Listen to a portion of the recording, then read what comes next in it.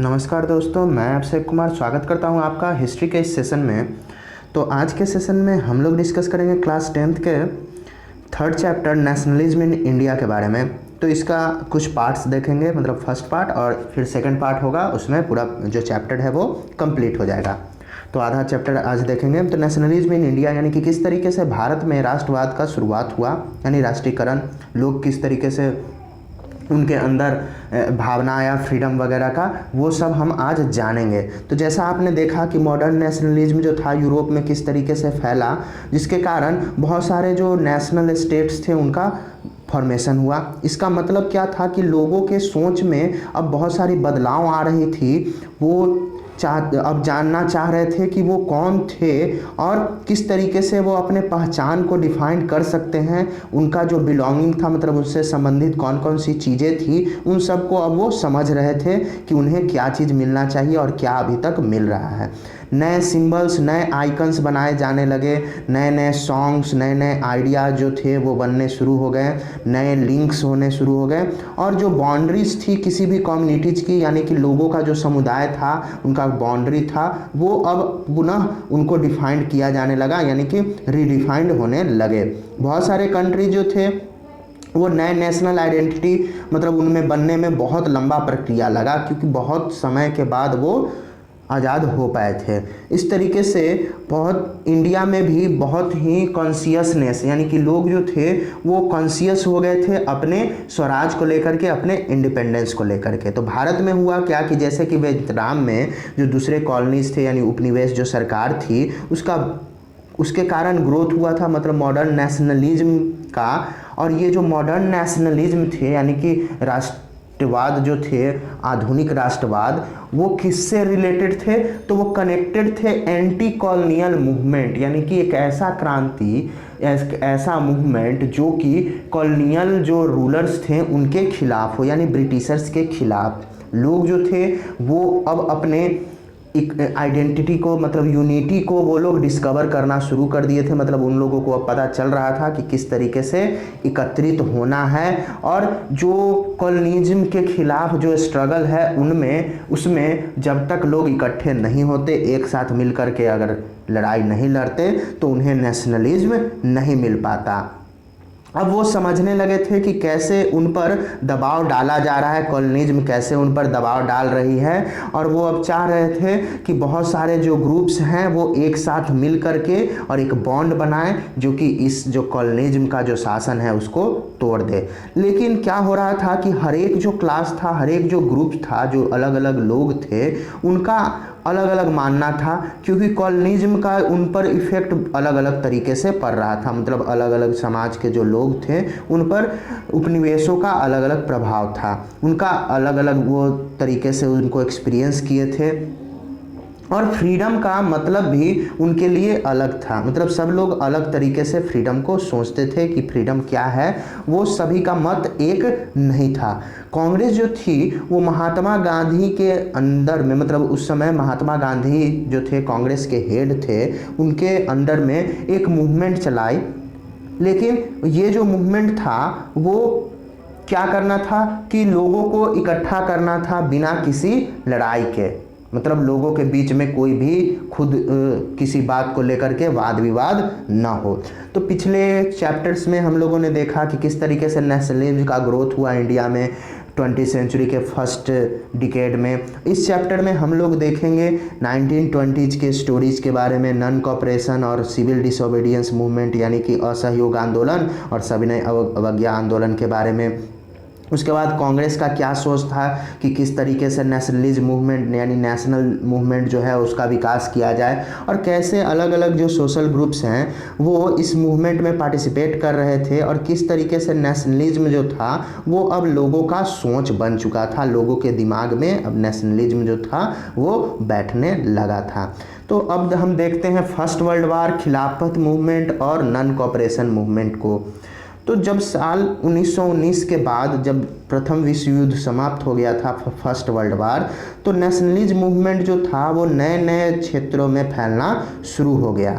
बहुत सारे नए सोशल ग्रुप्स जो थे वो आगे आए, डेवलप और जिसके कारण जो मोड्स था, मतलब जिस माध्यम से पहले स्ट्रगल चल रहा था, जो लोग स्ट्रगल कर रहे थे, वो भी अब विकास उस पर भी होना शुरू हो गया। अब इस विकास को लोग कैसे समझ रहे थे और अलग अलग लोगों पे इसका क्या क्या प्रभाव था, क्या क्या इम्प्लीकेशंस था। तो सबसे पहले वार जो था, जो युद्ध हुआ था फर्स्ट वर्ल्ड वार, उसके कारण नई नई आर्थिक और राजनीतिक सिचुएशंस आ गई थी, जिसके कारण डिफेंस एक्सपेंडिचर यानी कि जो भी रक्षा पर होने वाला जो खर्च था वो बहुत ज़्यादा बढ़ चुका था, जिसके कारण वार लोन को फाइनेंस करना था। तो लोगों पर क्या बढ़ा दिया गया कि टैक्स बढ़ा दिया गया, लोगों पर कस्टम ड्यूटीज बढ़ा दी गई और उसी समय इनकम टैक्स शुरू लाया गया था।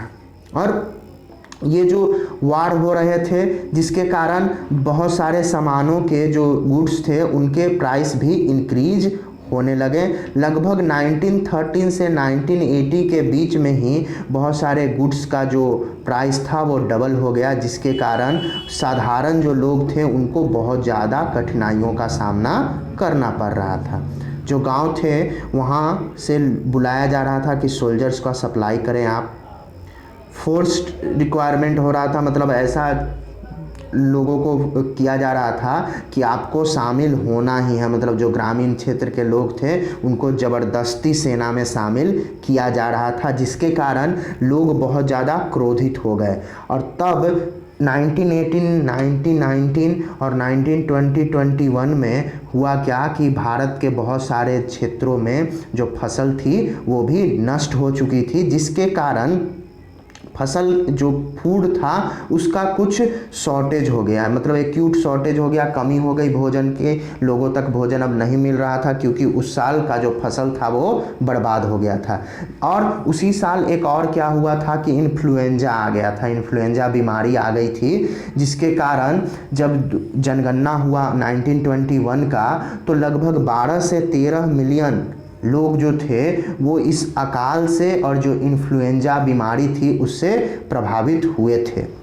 लोगों का आशा था कि ये जो समस्या है वो युद्ध के बाद ख़त्म हो जाएगी, तो इसलिए लोग चाह रहे थे कि युद्ध जो है वो ख़त्म हो जाए, लेकिन ऐसा नहीं हुआ। इस स्टेज पे बहुत सारे नए नेता उभर कर सामने आए और उन्होंने नए तरीके का स्ट्रगल बताया कि अब इस तरीके से आप लोगों को संघर्ष करना होगा। उसी समय सत्याग्रह का विचार लोगों में आया। महात्मा गांधी जनवरी 1915 में भारत लौटे थे और जैसा आप लोग जानते हैं कि वो कहाँ से आए थे, तो सक्सेसफुली वो साउथ अफ्रीका में सक्सेसफुली सत्याग्रह को कंप्लीट करके आए थे। और उनका सत्याग्रह साउथ अफ्रीका में किस चीज़ के लिए था, तो वहाँ जो रंग भेद की नीति थी और उसके कारण वहाँ बहुत सारे जो लोग थे वो कम, जो श्वेत लोग थे वो कम संख्या में थे, लेकिन बहुत सारे जो ब्लैक लोग थे साउथ अफ्रीका में जो अश्वेत थे उन पर वो लोग शासन कर रहे थे, उनको दबा करके रख रहे थे।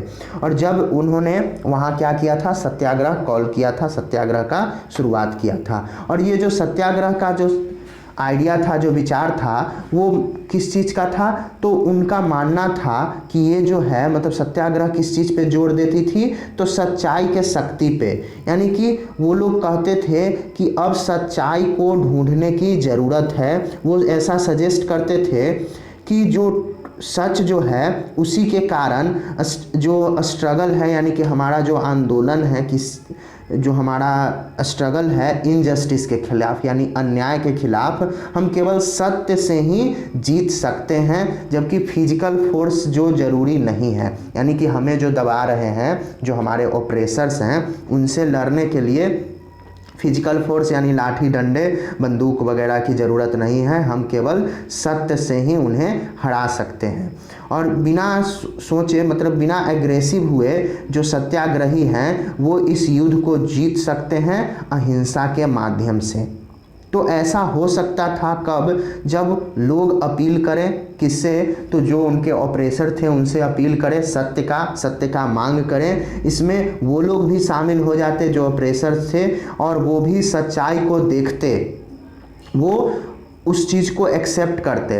अब बिना इसके कि हम लोग क्या करें कि वायलेंस का यूज करें और उन पर सच्चाई को थोपें, तो वो लोग नहीं मानेंगे। तो इसलिए गांधी जी का क्या विचार था कि हमें सत्य के लिए क्या करना है, मांग करना है, उनसे आग्रह करना है। और इस स्ट्रगल से सभी लोग जो थे वो चाह रहे, मतलब गांधी जी भी चाह रहे थे कि ट्रुथ जो है वो सब लोग को जोड़ कर रखेगा और एक दिन उन्हें क्या होगा, अल्टीमेटली उन्हें विजय प्राप्त हो जाएगी। महात्मा गांधी का मानना था कि ये जो धर्म है, यानी कि अहिंसा का जो धर्म है, वो सभी भारतीयों को एक साथ ला करके एकत्रित कर देगा। और जब वो भारत में पहुँचे तो महात्मा गांधी ने भारत के बहुत सारे क्षेत्रों में सत्याग्रह सफलतापूर्वक लागू किया, ऑर्गेनाइज किया। और 1916 में वो चंपारण, मतलब बिहार में चंपारण जगह है, वहाँ पे वो गए और वो जो वहाँ के जो किसान थे उनसे इंस्पायर होकर के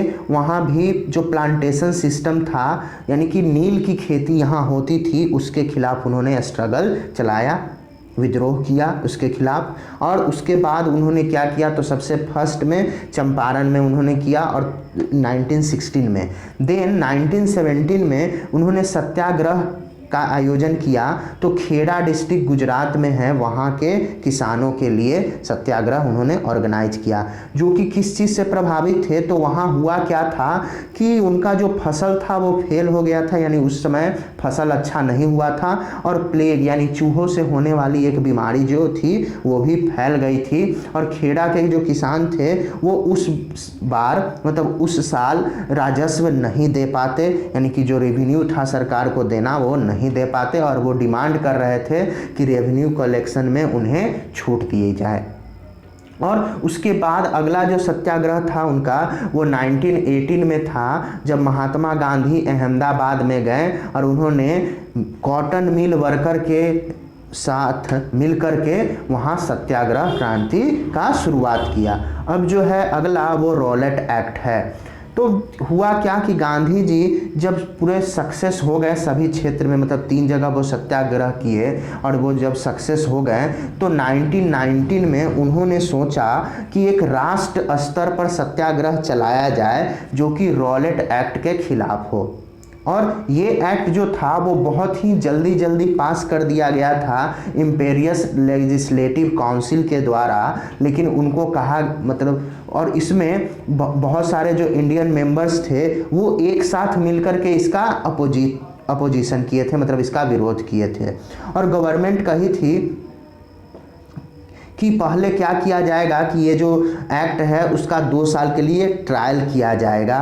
तो ये ट्रायल नहीं किया गया और इसको पास कर दिया गया, जिसके कारण जो सरकार थी, यानी अंग्रेजी सरकार थी विदेशी, उन्हें बहुत सारा पावर मिल गया था और जो भी पॉलिटिकल एक्टिविटीज़ होती यहाँ उसको दबा दिया जाता उस पावर के, यानी रॉलेट एक्ट के हिसाब से। तो महात्मा गांधी चाहते थे कि एक अहिंसा वाला यानी सविनय अवज्ञा आंदोलन शुरू किया जाए इस कानून के खिलाफ, चूँकि स्टार्ट हुआ एक हड़ताल के साथ। कब? तो 6 अप्रैल 1919 को रैलीज ऑर्गेनाइज की गई बहुत सारे शहरों में। जितने भी वर्कर्स थे, यानी कि रेलवे वर्कशॉप में काम करने वाले, वो सभी हड़ताल पर चले गए। बहुत सारी दुकानें बंद कर दी गई। लोगों के बीच में एक अलार्म बज गया। अब जो ब्रिटिश एडमिनिस्ट्रेशन, उन्होंने सोचा कि उनका जो कम्युनिकेशन सिस्टम है, संचार सिस्टम, वो ठप पड़ जाएगा। रेलवे और टेलीग्राफ जो है वो बहुत हद तक क्या होगा, डिसरप्ट होगा, बाधित होगा। इसलिए उन्होंने नेशनलिस्ट को डाउन करने के लिए उन पर फोर्स का यूज किया। लोकल लीडर्स जो थे वो अमृतसर से उठा लिए गए, मतलब उनको जेल ले जाया गया। महात्मा गांधी को दिल्ली में प्रवेश उनका रोक दिया गया और 10 अप्रैल को अमृतसर में पुलिस ने शांतिपूर्वक जो मार्च लोग कर रहे थे उन पर गोली चला दी। और इस कारण से बहुत सारे लोग गुस्सा करके बैंक पर हमला करना शुरू कर दिए, पोस्ट ऑफिस पर हमला किए, रेलवे स्टेशन पर हमला किए। और तब जनरल डायर के कमांडिंग में मार्शियल लॉ वहाँ पे अमृतसर में लागू कर दिया गया, यानी मिलिट्री शासन लागू कर दिया गया। और तब 13 अप्रैल को एक बहुत ही फेमस जलियांवाला बाग का घटना घटित हुआ, जिसमें कि बहुत सारे गांव के भी लोगों का भीड़ वहां पे उस दिन एकत्रित हुआ था, जो कि अमृतसर आए थे एक मेले में, और सभी लोग जलियांवाला बाग में इकट्ठा हुए थे। वो लोग शहर से बाहर से आए थे, इसलिए उन्हें इस बात की जानकारी नहीं थी कि शहर में मार्शियल लॉ इम्पोज किया गया है, मतलब लागू किया गया है मिलिट्री शासन। डायर क्या किया कि उस एरिया में इंटर हुआ और जितने भी वहाँ से निकलने वाले जो पॉइंट थे जलियांवाला बाग से, सभी को वो बंद कर दिया और भीड़ पर फायरिंग करना शुरू कर दिया, जिसमें कि सैकड़ों लोग मारे गए थे। उसका केवल एक ही ऑब्जेक्ट था, एक ही उद्देश्य था कि, और वो पहले भी कह चुका था कि प्रोड्यूस अ मोरल इफेक्ट, यानी कि वो सत्याग्रही लोगों के दिमाग में डर की भावना पैदा कर दे। और जैसे ही ये न्यूज़ जलियांवाला बाग का जो न्यूज़ था वो सभी जगह फैला, तो बहुत सारे नॉर्थ इंडियन शहरों के जो लोग थे वो गलियों में निकल करके आ गए। भीड़ जो है वो इकट्ठी होनी शुरू हो गई, लोग हड़ताल करना शुरू कर दिए, पुलिस का झड़प लोगों से होने लगा सभी जगह, और जितने भी सरकारी भवनें थीं उन पर आक्रमण शुरू हो गया। गवर्नमेंट ने इसके खिलाफ बहुत ही निर्दयी रिस्पॉन्ड किया और उन्होंने सभी लोगों को मतलब कि टेररिस्ट घोषित कर दिया, और जो भी सत्याग्रही पकड़े जाते थे उनको ज़मीन पर नाक रगड़वाया जाता था, उनको ज़मीन पर मतलब गलियों में रेंगने के लिए बोला जाता था, और जो भी साहेब मतलब जो भी लोग वहाँ से पास करते थे उनसे होकर के जो भी ऑफिसर उनको सलाम करने को कहा जाता था। अब सभी लोग जो थे, उसके बाद एक गांव था जो कि पंजाब गुरजवाला जो अभी पाकिस्तान में है, वहाँ लोगों पर बम फेंकवा दिया गया था, और ये वायलेंस फैलते देख करके महात्मा गांधी ने ये जो आंदोलन था उसे वापस ले लिया। जबकि रॉयल सत्याग्रह था वो बहुत हद तक मूवमेंट, ये जो क्रांति था वो बहुत हद तक फैल चुका था सभी जगह, और ये अभी भी लिमिटेड था, केवल कहाँ तो शहरों में, नगरों में केवल सीमित था। महात्मा गांधी अब ऐसा महसूस करने लगे कि अब एक ऐसा मूवमेंट लॉन्च करने की ज़रूरत है जो कि पूरे भारत में फैले, लेकिन वो इस बात को लेकर के भी चिंतित थे कि इस तरीके का जो क्रांति है उसमें हिंदू और मुस्लिम को एक साथ ला करके ही ऑर्गेनाइज करना चाहिए। तो एक तरीका था इसका कि वो महसूस कर रहे थे कि खिलाफत इशू जो है उसको देखा जाए। तो हुआ क्या था खिलाफत इशू में कि प्रथम विश्व युद्ध जो था वो अंत हुआ था, जिसमें कि ओटोमन तुर्की जो थे वो हार गए थे, और वहाँ बहुत सारे भ्रांतियाँ फैल गई थी लोगों के बीच में कि जो शांति वार जो हुआ था समझौता वो नहीं हो पाएगा और ओटोमन एम्पायर उन पर थोप दिया जाएगा, मतलब जो ब्रिटिश हैं वो उन पर शासन करना शुरू कर देंगे, और स्पिरिचुअल हेड यानी कि उनके जो धार्मिक गुरु थे इस्लामिक के, उनको खलीफा कहा जाता था, और खलीफा जो थे इस बार हार चुके थे इस युद्ध में। इस कारण से बॉम्बे में मार्च 1919 में खिलाफत कमेटी का गठन किया गया, और एक यंग जनरेशन मुस्लिम नेताओं का एक यंग जनरेशन था, जैसे कि उनमें शामिल थे मोहम्मद अली बंधु और शौकत अली। उन्होंने महात्मा गांधी से इस मुद्दे पर डिस्कस करना शुरू कर दिया कि क्या क्या इशू, मतलब क्या क्या संभावनाएं हो सकती हैं। तो महात्मा गांधी को इसमें एक मौका दिखा कि किस तरीके से मुस्लिम को भी एकत्रित किया जा सकता है। जो नेशनल मूवमेंट है, राष्ट्रीय क्रांति है, उसमें मुस्लिम को भी एक छत्र में लाया जा सकता है। और कलकत्ता में जब कांग्रेस का महाधिवेशन हुआ सितंबर 1920 में, तो उन्होंने दूसरे नेताओं को भी कन्विंस्ड किया कि अब नॉन कोऑपरेशन मूवमेंट का शुरुआत करना चाहिए खिलाफत मूवमेंट के सपोर्ट में। और साथ साथ स्वराज का भी मांग किया जाना चाहिए। तो ये कब हुआ था? तो सितंबर 1920 में। अब क्यों नॉन कॉपरेशन यानी क्यों असहयोग? तो ये जो फेमस बुक उनका महात्मा गांधी का हिंद स्वराज, जो कि 1909 में उन्होंने लिखा था महात्मा गांधी ने, उसमें उन्होंने डिक्लेयर किया था कि ब्रिटिश रूल भारत में कैसे स्थापित हुआ? तो भारतीयों के सहयोग से। और अभी भी क्यों है? क्योंकि भारतीय उनका सहयोग कर रहे हैं। यदि जो भारतीय हैं उनका कॉपरेट करना यानी सहयोग देना रिफ्यूज कर दें तो ब्रिटिश रूल जो इंडिया में है वो 1 साल के अंदर ही समाप्त हो जाएगी और भारत को स्वराज प्राप्त हो जाएगा। तो किस तरीके से नॉन कॉपरेशन मूवमेंट, जो नॉन कॉपरेशन था असहयोग, वो मूवमेंट बना। गांधी जी प्रपोज किए थे इस मूवमेंट का कि ये अलग अलग स्टेज पर होना चाहिए, मतलब अलग अलग तरीक़ों से।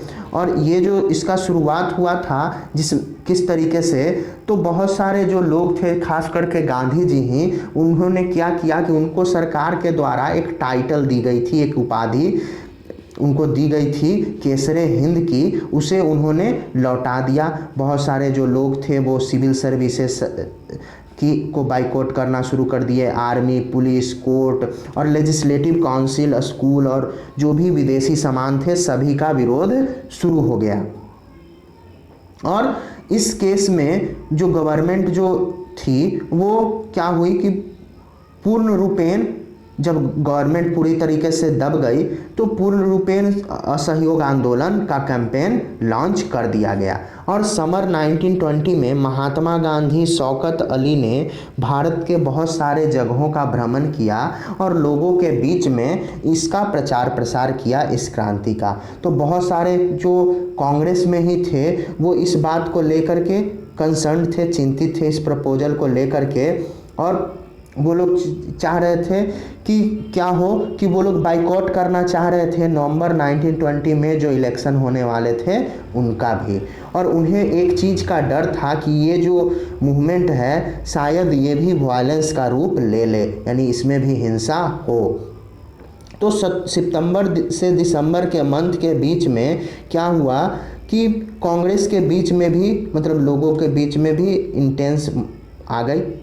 वो क्या किए कि वो देख रहे थे कि अब कोई भी मीटिंग पॉइंट लोगों के बीच में नहीं है, यानी जो भी सपोर्टर्स हैं, जो भी इस मूवमेंट के जो अपोनेंट्स हैं, उनके बीच में कहीं भी कोई मीटिंग पॉइंट्स ना हो, यानी वो एक दूसरे से ना मिले। और फाइनली हुआ क्या कि कांग्रेस का जो सेशन हुआ था नागपुर में दिसंबर 1920 में, उसमें बहुत सारे वर्कआउट्स और नॉन कॉपरेशन प्रोग्राम जो था वो शामिल किया गया। और किस तरीके से मूवमेंट जो था वो आगे बढ़ा, कौन कौन जो लोग थे इसमें पार्टिसिपेट कर रहे थे और कैसे अलग अलग जो सोशल ग्रुप्स के लोग थे वो नॉन कॉपरेशन के विचारों से सहमत हुए। तो अब डिफरेंट स्ट्रेंड्स था मूवमेंट्स को लेकर के लोगों में। तो नॉन कॉपरेशन खिलाफत मूवमेंट जो था वो जनवरी 1921 में शुरू हो गया था। बहुत सारे सामाजिक ग्रुप जो थे इसमें पार्टिसिपेट किए थे इस मूवमेंट्स में, और हर एक का अपना अपना अलग अलग विचार था, अलग अलग उनका चाहत था कि ये मूवमेंट पूरा हो जाएगा तो हमको ये चीज़ मिलेगी। और इनमें से सब लोग बस एक चीज़ सब में कॉमन था कि सब लोग स्वराज चाहते थे, बट उनका जो थिंकिंग था अलग अलग लोगों का, वो अलग अलग स्वराज को वो अलग अलग तरीके से समझते थे। अब शहरों में इस क्रांति का क्या प्रभाव पड़ा? तो मूवमेंट जो स्टार्ट हुआ था शहरों में, उसमें बहुत सारे मिडिल क्लास लोग शामिल हुए थे। हजारों स्टूडेंट्स ने सरकारी जो स्कूल और कॉलेज थे उसको त्याग दिया, हेडमास्टर और टीचर रिजाइन कर दिए, लॉयर्स कोर्ट जाना बंद कर दिए, मतलब लीगल प्रैक्टिस उनका जो था उसे छोड़ दिए। काउंसिल इलेक्शन का भी बाइकआउट किया गया बहुत सारे राज्यों में, केवल मद्रास ने इसका विरोध नहीं किया था, जहां जस्टिस पार्टी एक पार्टी थी जो कि नन ब्राह्मण की पार्टी थी, वो चाहती थी कि किसी तरीके से काउंसिल में वो इंटर कर जाए और उसे भी वो पावर मिल जाए जो कि वो सोचती थी कि केवल ब्राह्मण को ये पावर मिला हुआ है। उनका जो इफेक्ट था नॉन कॉपरेशन मूवमेंट में वो क्या था कि इकोनॉमिक फ्रंट पे था, जो कि मतलब आर्थिक स्थिति से अगर देखा जाए तो असहयोग आंदोलन बहुत ही ड्रामेटिकल इसमें मोड़ आया। फॉरेन गुड्स का उस समय क्या, विदेशी जो सामान थे उसका बहिष्कार किया गया। लोगों को जो शराब की दुकानें थी वहाँ जाने से रोक दिया गया और जो भी विदेशी कपड़े थे उनका होलिका जला दिया गया। अब विदेश से जो आयात होने वाले जो कपड़े थे वो 1921 से 1922 को लेकर के मतलब कितने हो गए, आधे हो गए और उनका जो वैल्यू था वो 102 करोड़ से घट करके 57 करोड़ पर आ गया। बहुत सारे जगह क्या किए कि जो भी व्यापारी जो थे, ट्रेडर्स थे, उन्होंने विदेशी कपड़ों का व्यापार करना मना कर दिया करने से, और फाइनेंस फॉरेन ट्रेड था उससे भी उन्होंने मना कर दिया। और जैसे ही ये बाइकॉट मूवमेंट सभी जगह फैला तो लोग जो थे उन्होंने क्या किया कि जो भी इम्पोर्टेड यानी आयातित कपड़े थे उनको पहनने से मना करने लगे और केवल भारतीय कपड़े ही पहनने लगे जो कि भारत के टेक्सटाइल मिल्स में बने हों या फिर यहाँ के हथकरघे उद्योग में। लेकिन ये जो मूवमेंट था वो शहरों में धीरे धीरे धीमा पड़ने लगा। इसका बहुत सारा कारण था क्योंकि खादी कपड़ा जो था वो बहुत ही महंगा था और वो मिलों में बहुत हद तक मतलब बहुत मास प्रोडक्शन में नहीं बनाया जा रहा था, तो जिस कारण जो लोग थे, गरीब लोग, वो इस चीज़ को खरीद नहीं सकते थे, खादी कपड़ा वो नहीं पहन सकते थे। इस कारण वो लोग ज़्यादा दिन तक इन मिलों का बाइकॉट नहीं कर पाए और इसी तरीके से ब्रिटिश इंस्टीट्यूशन का जो लोग अपोज कर रहे थे वो भी अब उतना नहीं हो पाया क्योंकि मूवमेंट को सक्सेसफुल बनाने के लिए भारतीय संस्थान खोलने चाहिए थे जहाँ की स्टूडेंट्स पढ़ पाएँ, लेकिन वो बहुत ही धीमा प्रोसेस था। इस कारण से ये बहुत ही धीरे हो गया क्योंकि भारतीय संस्थान नहीं खोले जा पा रहे थे जितना की ज़रूरत था। इस कारण से स्टूडेंट्स और टीचर्स फिर से सरकारी स्कूल में जाना शुरू कर दिए। लॉयर्स भी अब कितने दिन कोर्ट से बाहर रहते सरकारी कोर्ट से, तो उन्होंने भी गवर्नमेंट कोर्ट्स को ज्वाइन करना शुरू कर दिया। तो इस तरीके से शहरों में क्या हुआ कि धीरे धीरे ये जो मूवमेंट था वो धीमा पड़ने लगा। अब ग्रामीण क्षेत्रों में यानी कंट्री साइड में जो विद्रोही थे उनका क्या कहना था, क्या उनका स्थिति था उस समय। तो शहरों में नॉन कॉपरेशन मूवमेंट का जो स्प्रेड था मतलब उसका फैलाव था वो शहरों से लेकर के अब गांव तक भी चला गया था।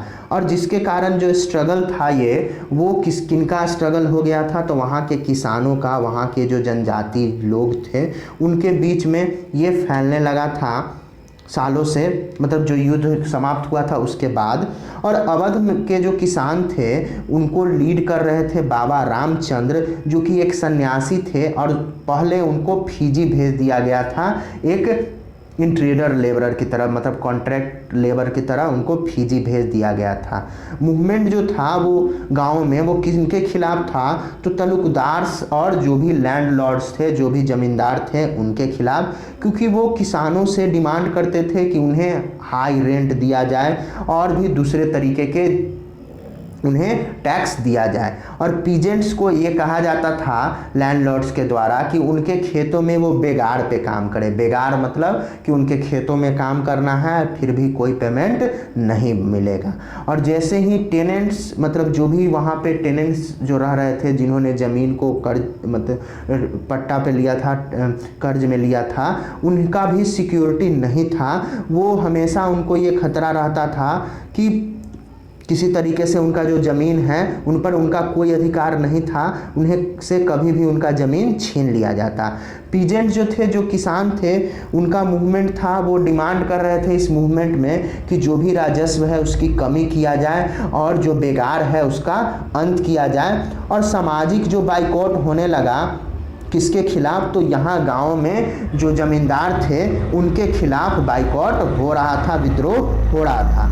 बहुत सारे जगहों में नाई धोबी बंद बनाया गया पंचायत के द्वारा, क्योंकि यहाँ ज़मींदार करते क्या थे कि उनका सेवा ले लेते थे फ्री में, मतलब बार्बर को बोलते थे कि फ्री में मेरा बाल काट दो, और वाशरमैन जो धोबी होते थे उनको फ्री में कपड़ा धुलवाते थे।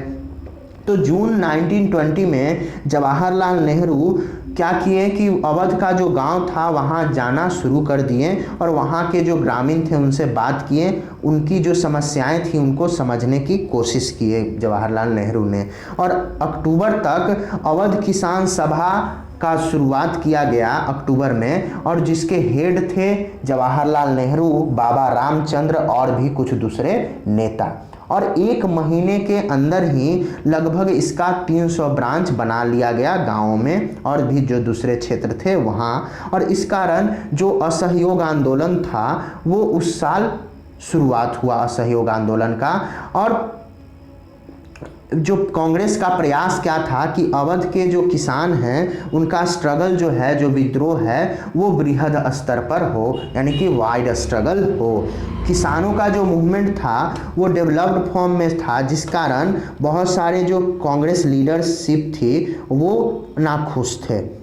और जैसे जैसे ये मूवमेंट फैलना शुरू हो गया 1921 में, तो तलुकदारों और मर्चेंट्स के जो घर थे उन पर लोग अटैक करना शुरू कर दिए, बाज़ारों को लूट लिया गया, वहाँ जो फसल मतलब जो अनाज रखे जाते थे उनको भी लोगों ने लूट लिया। और बहुत सारे जगहों पर जो लोकल नेता थे उन्होंने किसानों को कहा कि गांधी जी ने कहा है कि कोई टैक्स अब पे नहीं करना है और जो भी ज़मीन है फिर से गरीबों के बीच में बांट दिया जाएगा। तो महात्मा गांधी का नाम लेकर के वो सारे एक्शन करते थे, जितने भी कार्य होते थे वो सारे कार्य करते थे। अब जो भी जनजातीय किसान थे उनके बीच में भी अब महात्मा गांधी का मैसेज जो था वो फैलना शुरू हो गया। उनके अंदर भी जो स्वराज का जो विचार था वो दूसरे तरीके से था, लेकिन था। जो गौडमन हिल के जो लोग थे आंध्र प्रदेश में, जैसे एग्जाम्पल के लिए देख सकते हैं कि वो मिलिटेंट गोरिल्ले थे, मतलब गोरिल्ला मिलिटेंट थे। वो एक तरीके से क्या कहा जाए कि वो माओवादी थे। उनका मूवमेंट जो था वो शुरुआती 1920 में ही फैला था, लेकिन वो स्ट्रगल का फॉर्म नहीं था और कांग्रेस भी इन्हें अप्रूव नहीं की थी। यहाँ दूसरे जो फॉरेस्ट क्षेत्र थे वहाँ कॉलोनियल गवर्नमेंट ने क्या किया था कि बड़े बड़े जंगल के क्षेत्रों में उन लोगों का प्रवेश पर रोक लगा दिया गया था। वो लोग कहते थे कि आपको अपने मवेशी को भी चराने के लिए आप जंगल में नहीं जा सकते हैं, ना ही जंगल से ईंधन के लिए लकड़ी इकट्ठा कर सकते हैं और ना ही वहाँ से फल। जिस कारण जो पहाड़ी लोग थे वो उन्हें बहुत ज़्यादा गुस्सा आया, वो उन्हें लग रहा था कि अब खतरे में वो पड़ेंगे। तो उनका जो गुस्सा था केवल इस चीज़ के लिए नहीं कि उनका जो लाइवलीहुड है यानी जीविकोपार्जन है वो प्रभावित होगा, बल्कि वो ऐसा भी महसूस कर रहे थे कि उनका जो पारंपरिक अधिकार है वो भी उनसे छीन लिया गया है। और जब गवर्नमेंट ने उन पर फोर्स करना शुरू कर दिया कि आपको भी अब बेगार करना है, तो बेगार किस क्षेत्र में, तो जो सड़क निर्माण हो रहा है उनमें, तो जो भी पहाड़ी लोग थे उन्होंने इसका विद्रोह किया। जो पर्सन थे वहाँ जो लोग आए थे उनको जो लीड कर रहे थे, मतलब जो उनके नेता थे वो बहुत ही इंटरेस्टिंग नेता थे जिनका नाम था अल्लूरी सीताराम राजू। वो ऐसा क्लेम करते थे कि उनके पास बहुत सारे स्पेशल पावर हैं। उनका जो एस्ट्रोलॉजिकल प्रिडिक्शन यानी वो भविष्यवाणी करते थे और लोगों जो जिनको कि अगर बुलेट से भी गोली भी मार दिया गया है उसका भी घाव वो ठीक कर देते थे। उनके पास ऐसा कैपेबिलिटी था राजू के पास, जिस कारण जो भी वहाँ के जो रिबेल्स थे यानी जो विद्रोही थे वो उन्हें भगवान का दर्जा देना शुरू कर दिए। उसके बाद अब राजू ने क्या किया कि महात्मा गांधी से एक बार बात किया और उन्होंने कहा कि मैं आपके जो नॉन कॉपरेशन मूवमेंट है उससे बहुत ही ज़्यादा इंस्पायर्ड हूँ और मैं यहाँ के लोगों को इस बात के लिए कहूँगा कि वो खादी पहने और जो पीना है मतलब जो लिक्वर वो पीते हैं उसे त्याग दें। लेकिन उसी समय उन्होंने एक बात और कहा कि भारत जो है वो तभी आज़ाद होगा जब लोग बल का प्रयोग करेंगे, ना कि अहिंसा का। तो गुंडमैन रिबेल्स जो हैं उन्होंने किया क्या कि पुलिस स्टेशन पर आक्रमण कर दिया, बहुत सारे ब्रिटिश ऑफिसर्स को मारने का प्रयास किया और गौरीला वारफेयर जो था मतलब उन्होंने स्वराज प्राप्त करने के लिए गौरीला युद्ध छेड़ दिया। राजू जो थे उनके नेता, उनको पकड़ लिया गया और 1924 में उनको फांसी पर चढ़ा दिया गया और अब वो जो थे वो केवल एक कहानियों में हीरो बनकर रह गए। अब स्वराज इन प्लांटेशन, यानी प्लांटेशन में कैसे स्वराज आया, यानी जो प्लांटेशन लोग कर रहे थे, तो किस चीज़ का प्लांटेशन करते थे, तो टी का। तो वर्कर जो थे वो भी अब महात्मा गांधी के बातों को समझ रहे थे कि किस तरीके से स्वराज का मतलब क्या होना चाहिए। लेकिन प्लांटेशन वर्कर जो असम में काम कर रहे थे, उनका स्वतंत्रता का मतलब क्या था कि जब भी फ्रीडम उन्हें मिल जाएगा तो वो उनके पास अधिकार होगा कि वो कहीं भी फ्रीली जा सकते हैं। अब वो एक एरिया में बंधे नहीं रहेंगे और जिस गांव से वो लोग आए हैं वहाँ भी वो जा सकते हैं। और इनलैंड इमिग्रेशन एक्ट 1859 के तहत क्या था कि प्लांटेशन वर्कर्स को परमिट नहीं था कि वो बिना पूछे, मतलब जो चाय का बागान था वहाँ बिना परमिशन के उसको छोड़ करके वो अपने घर नहीं जा सकते थे, ऐसा उनको परमिशन नहीं मिला था। जब उन्होंने सुना नॉन कॉपरेशन मूवमेंट के बारे में तो हजारों जो कामगार थे, वहाँ काम करने वाले जो वर्कर्स थे, उन्होंने अपनी अथॉरिटीज़ को छोड़ दिया, प्लांटेशन कार्य को छोड़ दिया और घर की ओर चल दिए। उन्हें विश्वास था कि जब गांधी राज आ जाएगा तो सभी लोगों के पास ज़मीन होगा, उनके अपने गांव में ही। इस कारण से अब वो अपने डेस्टिनेशन, मतलब उनको जहां जाना था वहां तो वो नहीं पहुंच पाए, क्योंकि रास्ते में ही हुआ क्या था कि स्टीमर और रेलवे का स्ट्राइक हड़ताल हो गया था, जिस कारण पुलिस ने उन्हें पकड़ लिया और बुरी तरीके से उन्हें पीटा था। इन मूवमेंट्स का विजन जो था वो कांग्रेस के प्रोग्राम में नहीं बताया गया था कि इस मूवमेंट का क्या उद्देश्य है। बस केवल ये बताया जाता था कि स्वराज जो है वही अपने तरीके से स्वराज के लिए लड़ना है। तो लोग क्या करते थे कि खुद से सोचते थे कि उनका जो समस्या है वो समाप्त हो जाएगा जब स्वराज उन्हें मिल जाएगा, जो भी वो सफ़र कर रहे हैं वो सारा चीज़ समाप्त हो जाएगा। जबकि ट्राइबल जो थे, जो जनजातीय जो लोग थे, वो गांधी जी का नाम लेते थे और एक स्लोगन देते थे जिसमें डिमांड करते थे स्वतंत्र भारत का। अब वो इमोशनली क्या हुए थे कि पूरे भारत का जो सोच था उससे जुड़ चुके थे, और जब वो एक्ट करते थे यानी महात्मा गांधी का नाम लेते थे और उनका जो मूवमेंट था, जो क्रांति था, वो कांग्रेस के लिए था और वो अब पहचाने जा रहे थे, मतलब उनका ये जो मूवमेंट था वो उनके लोकल लिमिट से अब परे था, यानी ये जो नेशनल मूवमेंट था उससे वो लोग भी जुड़ चुके थे। तो अब टुवार्ड्स जो सिविल डिसोबीडियंस है ये हम अगले चैप्टर में पढ़ेंगे। तो यहाँ इस चैप्टर का फर्स्ट पार्ट समाप्त होता है। धन्यवाद।